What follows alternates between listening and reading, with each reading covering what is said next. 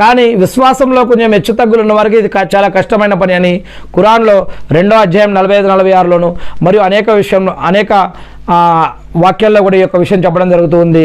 మరి అల్లా కారుణ్యంపై ఎప్పుడూ కూడా ఆశ మాత్రం వదులుకోకండి, మీ యొక్క ఆరాధనలో ప్రయత్నిస్తూనే ఉండండి అని ఉదాహరణకి అయ్యూబ్ అలైహిస్సలాం కానీ అనేక ప్రవక్తల గాథల్లో కానీ మనకి చాపగడపలో ఉన్నటువంటి ప్రవక్త కానీ మరియు మొహమ్మద్ సల్లం గారి జీవితంలో ఎదుర్కొన్న అనేక రకాల విషయాలు కానీ ఇలా అనేక ప్రవక్తల విషయాల్లో గాథల్లో మనకి అనేక విషయాలు ఉన్నాయి.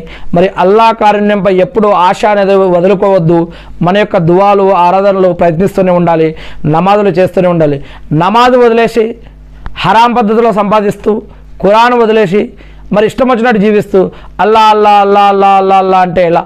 అందుకే మనం ఖురాన్ కూడా చదవాలి, జమాత్ తోటి మస్జిద్కి వెళ్ళి నమాజులు కూడా చదవాలి, ప్రార్థన కూడా చేయాలి. ప్రార్థన ఇంట్లో కూడా చేయాలి, బయట కూడా చేయాలి, మరియు మస్జిద్లో కూడా చేయాలి.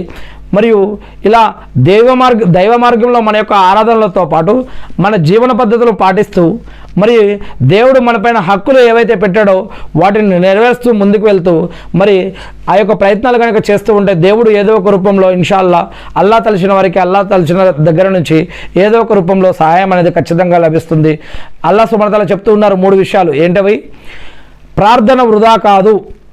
ఆ 3 విషయాలు అల్లా సుబ్హానహు వ తఆలా చెప్పిన 3 విషయాలు ప్రవక్త ముహమ్మద్ సల్లం గారు మనకు చెప్పారు. అవేంటి?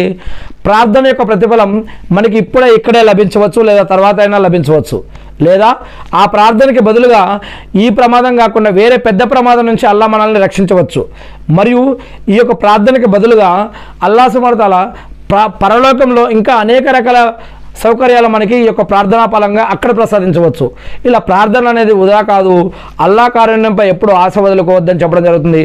అజ్ఞానంతో తప్పు చేసే వారిని అల్లా క్షమిస్తాడు. మనకు తెలిసి తెలియక జరిగే తప్పులు ఏవైనా ఉంటే దాన్ని అల్లా క్షమిస్తాడు. కానీ తెలిసి మరి తప్పులు చేయకూడదు. అందుకే మన ద్వారా ఏదైనా తప్పు జరిగిపోతే వెంటనే అల్లాని క్షమాపణ అడగాలి, మారు మనసు పొందాలి, మళ్ళీ ఆ తప్పులు చేయడం కోసం ప్రయత్నించకూడదు. ఆ తప్పుల నుంచి రక్షించమని అల్లాని రక్షణ వేడుకోవాలి. అందుకే మన ద్వారా తప్పు జరిగితే కనుక వెంటనే క్షమాపణ అడగమని అల్లా చెప్తూ ఉన్నారు 16వ అధ్యాయం 119వ వాక్యంలో. దేవునికి ఆహ్వానం జ్ఞానంతో ఉండాలి మరియు మంచి బోధనతో ఉండాలని. అంటే మీరు మంచి ఇతరులకి మీరు ఖురాన్ మరియు హదీసుల గురించి, ఇస్లాం గురించి ఇతరులకి బోధించండి, మంచి పద్ధతిలో బోధించండి. ఇది ప్రవక్తలపై ఉన్న బాధ్యత, సహాబాలపై ఉన్న బాధ్యత, తాబేయన్లపైన ఉన్న బాధ్యత.